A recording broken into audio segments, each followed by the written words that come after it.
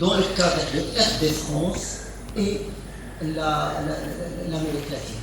Voilà ce que je voulais partager avec vous en renouvelant mes remerciements à notre conférencier, le professeur Khidi, qui a organisé cet événement, et Mme Louaji, qui a coordonné l'événement, et au stade de Ferji, qui a accueilli cet événement avec tous les collègues, doyens, enseignants-chercheurs, et avec nos étudiants, personnel administratif et technique, qui sont là aujourd'hui à cet événement.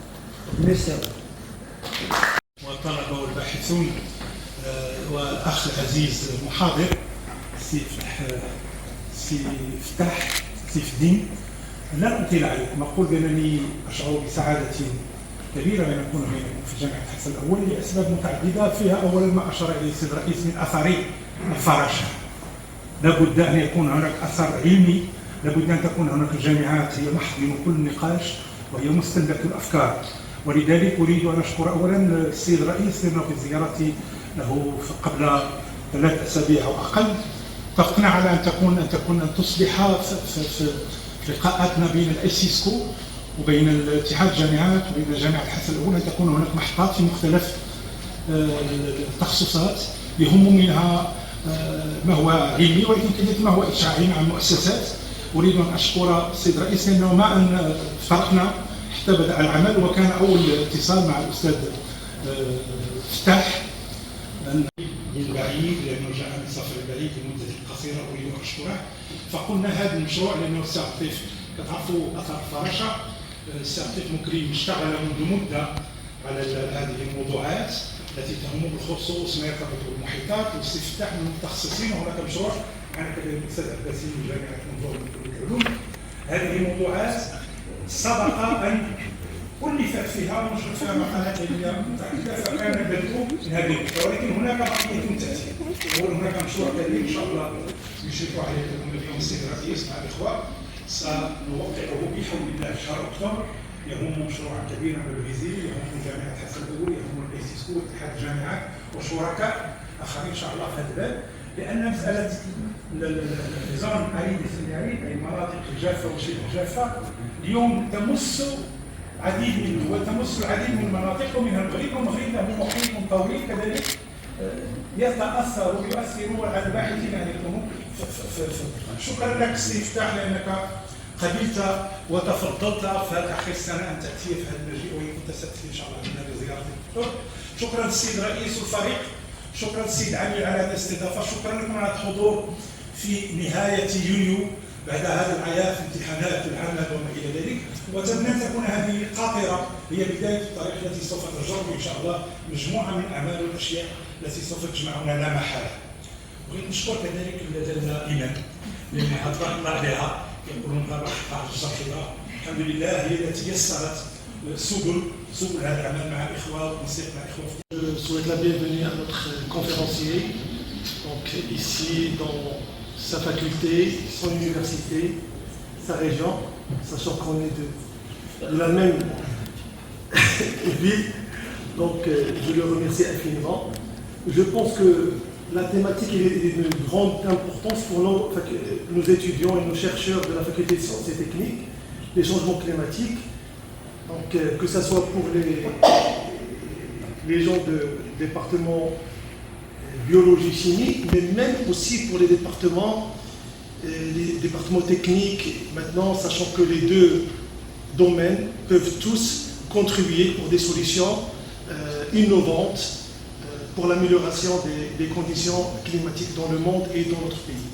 Donc je pense qu'aujourd'hui, nos étudiants, nos doctorants et nos chercheurs, ils vont trouver une opportunité de collaboration avec notre cher conférencier, et moi je serai le facilitateur, bien sûr, de toute possibilité de collaboration avec nos étudiants, et merci chers collègues.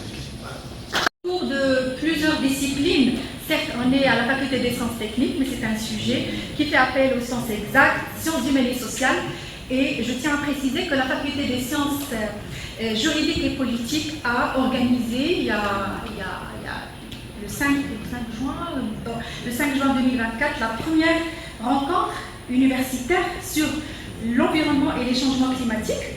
Et c'est un élément qui a connu un succès considérable avec la participation des chercheurs marocains en sciences humaines et sociales qui travaillent sur la thématique de la protection de l'environnement.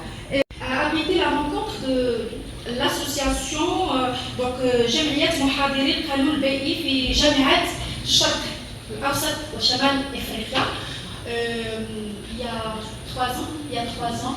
Et c'est une association au niveau international et dont le vice-président de cette association est avec nous, c'est Riyad Fri, directeur du laboratoire, qui fait appel à plusieurs disciplines. Il y avait aussi d'autres projets financés par l'AUF ici à l'Université Hassan Ier et la thématique c'était l'Institut de recherche pour le développement en 1994.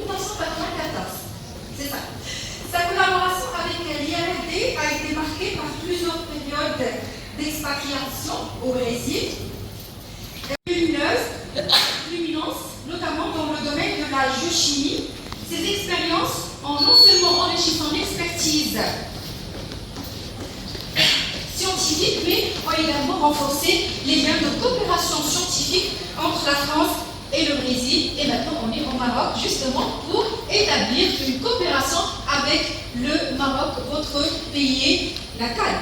Pendant son mandat à l'IRD, Abdel a joué un rôle crucial dans la coordination de projets de recherche internationaux. De 2009 à 2018, il a dirigé le laboratoire mixte international sur la pléoclimatologie, la variabilité et les impacts du climat, rassemblant des chercheurs de l'IRD, de l'Université de la Sorbonne et de plusieurs institutions partenaires au Brésil, au Pérou et au Chili.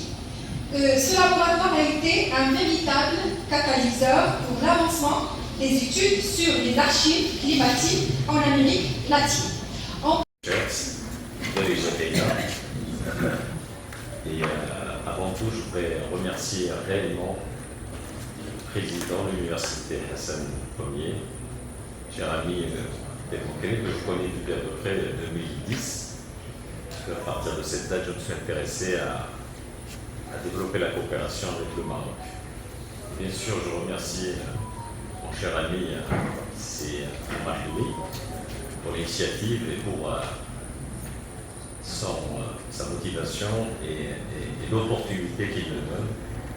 Et je voudrais aussi remercier toutes les personnes qui ont contribué à l'organisation de cet événement. Et je ne peux pas oublier mes amis et collègues de l'Université de Nosol, M. le professeur Tassi, M. Bouchard qui est avec nous. Et j'espère que j'ai oublié personne. C'est vrai que lorsque M. Mahali m'a dit tu seras au Maroc, est-ce que tu es d'accord de donner une conférence sur les changements climatiques? Sans hésitation, je répondais oui. Et pour quelle raison? Pour une raison simple, c'est pour m'adresser à la jeunesse marocaine, pour leur passer un message que tout est possible. Et vous allez savoir pourquoi je dis ça. Et voilà. Imen, elle a un peu bien fouillé dans mon CV, mais elle a oublié des petits détails que j'ai corrigés, complémentés. J'ai fait la faculté, j'ai obtenu mon bac à l'ICI Moulin d'Algéda, parce que je ne voulais pas arriver à atteindre un niveau mal. Donc je suis parti chercher la connaissance, mais c'est bizarre, c'est que je voulais étudier l'archéologie. Alors j'ai fait 1 an d'archéologie, puis après un master en géochimie, et puis la télévision, lorsque j'étais jeune, on n'avait que la télé noir et blanc. Et on avait le plastique, je pense que certains vont se reconnaître de couleur rouge ou bleue, donc vous avez la chance d'avoir plus d'informations que nous. Et j'assistais beaucoup aux émissions de Cousteau, qui passaient le dimanche. Et il parlait de l'anatomie, des océans, Je dis, c'est ce que je veux faire. Et je l'ai fait. Donc j'ai fait une thèse sur l'Amazonie brésilienne. Après la thèse, j'ai rejoint ELF Aquitaine, j'ai travaillé sur l'Indonésie. Après l'Indonésie, sur l'Allemagne, la France. Et en 1994, je suis rentré à Lorston, ex-Lorston Yardé, et où je suis parti vivre au Brésil pendant 6 ans. Je suis revenu aux États-Unis 1 an, puis après la France 4 ans. Après le Brésil 6 ans, la France 2 ans, le Mexique 6 ans, et maintenant je suis au Brésil. Donc c'est possible les jeunes. Ne dites pas que c'est pas possible. C'est vraiment possible. Ça nécessite 2 choses. Avoir soif de la connaissance et être motivé. Si vous avez ces 2 ingrédients, c'est simple. D'ailleurs, lorsque j'étais étudiant à notre âge, à la maison, il y avait 2 ingrédients. Il y avait des étudiants de sauce pressée.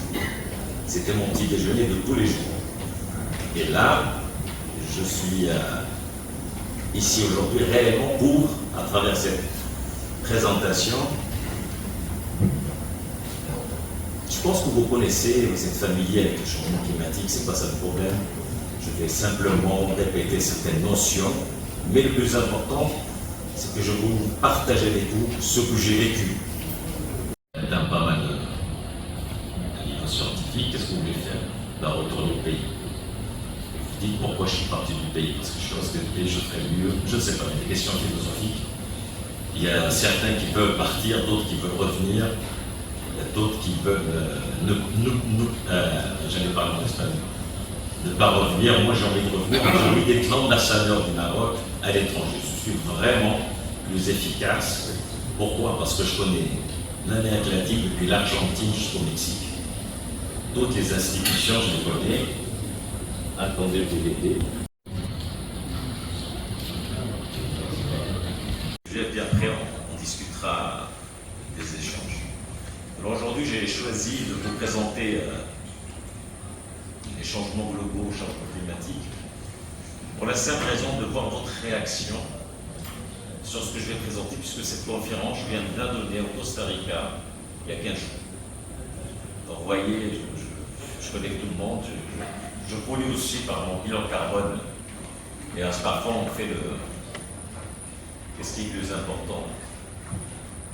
Essayer de transférer et faire rêver les gens, et d'essayer de les combattre. Pas de changement climatique, il n'y a pas de changement anthropique, et ceux qui défendent que réellement on vit une époque où l'impact de toutes nos actions change la vie.